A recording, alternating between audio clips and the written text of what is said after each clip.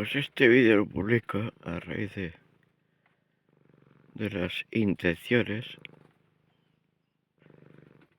de las míseras intenciones de querer ayudar a un vecino ayer, y las míseras intenciones de querer ayudar a otro vecino. Se agradecen las intenciones, pero se quedan muy cortas y mediocres.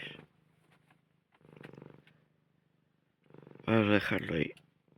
Mensaje para todos esos millones de personas que dicen que son solidarios, patriotas, filántropos, hermanos de la hermandad. Volved de donde habéis venido. Es decir, habéis venido vomitados por algún retrete de Satán, del dios del mal, de la perversidad, de la mediocridad. Ahora me dirías, hombre, nosotros damos comida, damos dinero, damos tal. Perdona, pero no. No. Vosotros no hacéis nada. Sois puta basura al servicio de vuestros amos y de vuestros dueños.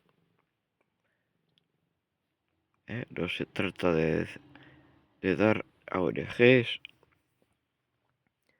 a colectivos de personas de perfil determinado. No se trata de eso.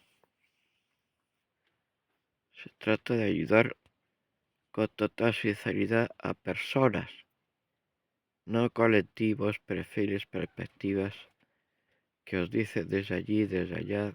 No. A personas reales con necesidades reales. Necesidades puntuales unas veces y necesidades cronificadas otras. Cuando ayudéis con total sinceridad a personas, entonces sí que sois solidarios, patriotas, hermanos y todo eso. Porque mientras os manifestáis lo hipócritamente que buenas personas que son en redes sociales, en la calle y tal, aquí yo y más personas estamos padeciendo lo que nadie sabemos. Y no por culpa nuestra, no, sino por culpa vuestra y de otras personas que nos hicieron lo que nos hicieron, aprovechando de